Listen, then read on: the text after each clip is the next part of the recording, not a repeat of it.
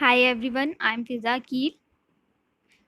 Welcome to our channel EcoWord 2020. Today I'm going to tell you about trophic cascade. Trophic cascade theory क्या होती है, कितने types के होते हैं और इसके एग्जाम्पल ये सब हम डिस्कस करेंगे. First of all we know ecosystem में plants, animals, bacteria, fungi, different organisms होते हैं और ये ऑर्गेनिजम्स एक दूसरे पे डिपेंड करते हैं. एक ऑर्गेनिज्म दूसरे ऑर्गेनिजम्स पे फीड करता है फॉर देयर न्यूट्रिशनल नीड्स और फॉर एनर्जी. सो ये जो फीडिंग रिलेशनशिप होता है डिफरेंट ऑर्गेनिजम्स के बीच में या डिफरेंट ट्रॉफिक लेवल्स के बीच में, ये इकोसिस्टम में एक बैलेंस को बना के रखते हैं, इकोसिस्टम को सस्टेन करते हैं. बट हर इकोसिस्टम में एक की स्पीसीज़ होती है.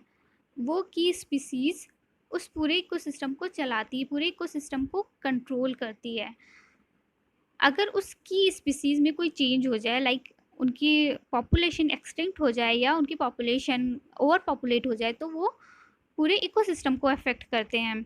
सपोज़ किसी टेरेस्ट्रियल इकोसिस्टम में प्रीडेटर की पॉपुलेशन एक्सटिंक्ट हो जाती है, तो प्रीडेटर की पॉपुलेशन एक्सटिंक्ट होने से क्या होगा, वी नो प्रीडेटर फीड करते हैं सेकेंडरी कंज्यूमर्स पे एंड सेकेंडरी कंज्यूमर फीड करते हैं प्राइमरी कंज्यूमर्स पे एंड प्राइमरी कंज्यूमर प्रोड्यूसर्स पे फीड करते हैं. तो प्रीडेटर्स की पॉपुलेशन एक्सटिंक्ट होने से क्या होगा, कंज्यूमर्स और प्रोड्यूसर की पॉपुलेशन पे भी असर होगा, वो भी अफेक्टेड होंगी. सो ये जो थ्योरी है, ये पूरा प्रोसेस है कि एक स्पीसीज़ पूरे इकोसिस्टम को कंट्रोल करती है, उसको ट्रॉफिक कैस्केड थ्योरी कहते हैं. Trophic cascade are powerful indirect interaction that control entire ecosystem occurring when a trophic level in a food web is suppressed. Okay जब किसी फूड वेब में कोई ट्रॉफिक लेवल सप्रेस्ड हो जाता है या एक्सटिंक्ट हो जाता है कोई स्पीसीज, तो वो पूरे इकोसिस्टम को कंट्रोल करती है इनडायरेक्टली. क्यों? क्योंकि प्रीडेटर्स प्रोड्यूसर्स को डायरेक्टली अफेक्ट नहीं कर रहे थे, इनडायरेक्टली अफेक्ट करते हैं. An ecological cascade effect is a series of secondary extinction that is triggered by the primary extinction of key species in an ecosystem. So key species का जो extinction था उसे हमने कहा primary extinction, और जो उनकी वजह से other species का extinction हुआ वो secondary extinction है. तो secondary extinction triggered होता है by the primary extinction. Famous wild life ecologist Aldo Leopold ने फर्स्ट टाइम 19th सेंचुरी में ये नोटिस किया कि प्रीडेटर्स किसी इकोसिस्टम के बैलेंस को मेंटेन करते हैं. Then marine ecologist Robert Paine ने इस ऑब्जर्वेशन को ट्रॉफिक कैस्केड टर्म दिया. ट्रॉफिक कैस्केड यूजुअली दो टाइप्स के होते हैं, top down cascade and bottom up cascade.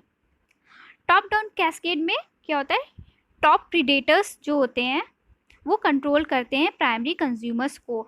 नाम से ही पता चल रहा है टॉप डाउन, यानी कि ऊपर से नीचे.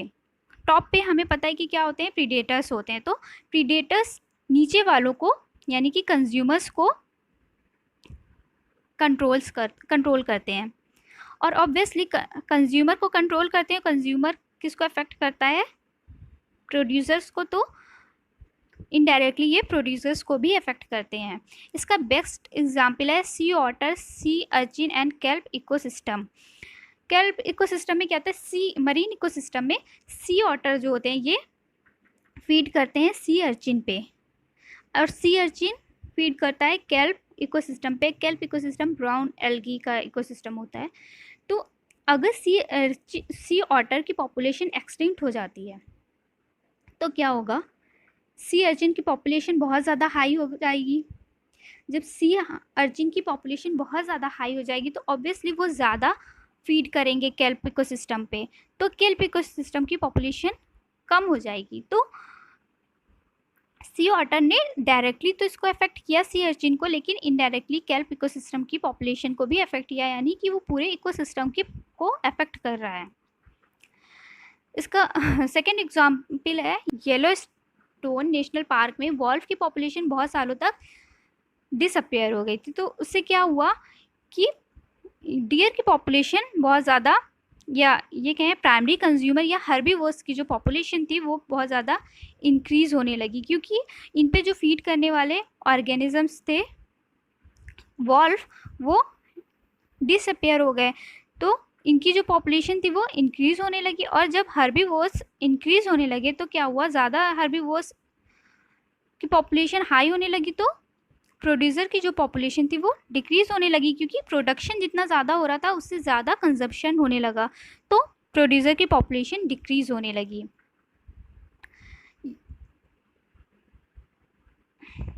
लेकिन अगर हम इस सिचुएशन को रिवर्स कर दें, अगर हम ये देखें कि प्रीडेटर्स की जो पॉपुलेशन है वो बहुत ज़्यादा हाई होने, तो क्या होगा उस केस में, जब प्रीडेटर की पॉपुलेशन बहुत ज़्यादा हाई होने लगेगी तो जो हर्बीवोरस एनिमल्स हैं इनकी पॉपुलेशन घटने लगेगी।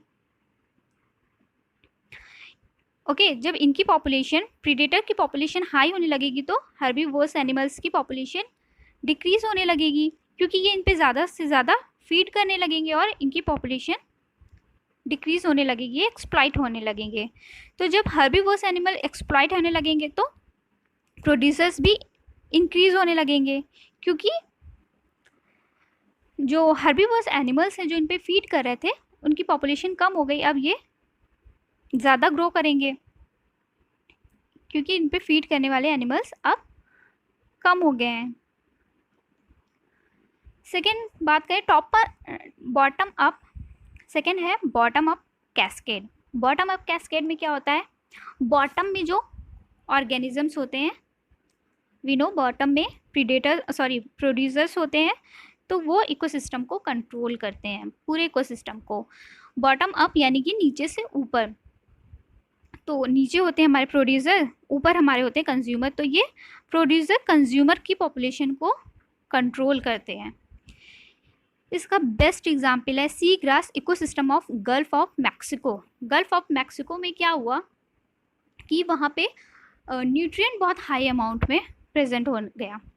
न्यूट्रिएंट, और प्लांट को या प्रोड्यूसर्स को न्यूट्रिएंट चाहिए होता है ग्रो करने के लिए, जब वहाँ पे न्यूट्रिएंट बहुत ज़्यादा हाई अमाउंट में हो गया तो वहाँ के जो प्रोड्यूसर्स थे, एपीफाइट प्लांट जो थे, वो बहुत ज़्यादा ग्रो करने लगे। उससे क्या हुआ कि जो हर्बीवोरस एनिमल्स थे उनको फीड करने के लिए ज़्यादा फूड मिलने लगा, और हर्बीवोरस एनिमल्स की भी पॉपुलेशन बहुत ज़्यादा इंक्रीज़ होने लगी।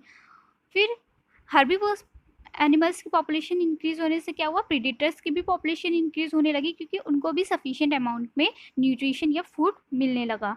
तो इसमें क्या हुआ कि बॉटम अप कैस्केड में अगर प्रोड्यूसर की पॉपुलेशन इंक्रीज़ हुई तो कंज्यूमर और प्रीडेटर की पॉपुलेशन भी इंक्रीज़ होने लगी। लेकिन इसमें टॉप डाउन कैस्केड में हमने देखा था